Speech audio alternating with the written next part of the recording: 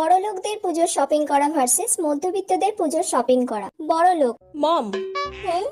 আজকে আমরা বন্ধুরা মিলে পুজোর শপিং করতে যাব। তুমি আমাকে 20,000 টাকা ক্যাশ দেবে গো? আচ্ছা ঠিক আছে, যাও। মাত্র 20,000 টাকা? 20,000 টাকায় কি শপিং হবে বেটা?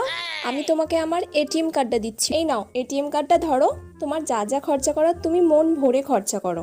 1,00,000 টাকার ওপর খরচা করে শপিং করে এসো। Oh my sweetheart, love you mom, my baby sweet. এই নাও। মধ্যবিত্ত। ওমা, আজকে আমরা বন্ধুরা সবাই মিলে পুজোর শপিং করতে যাব। তুমি আমাকে 2,000 টাকা দেবে গো? কি হয়েছে? 2,000 টাকা?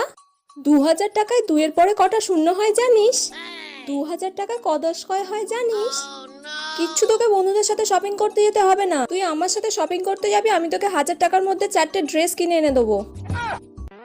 2,000 টাকা দিয়ে শপিং করতে যাবে? দূর, ভালো লাগে না।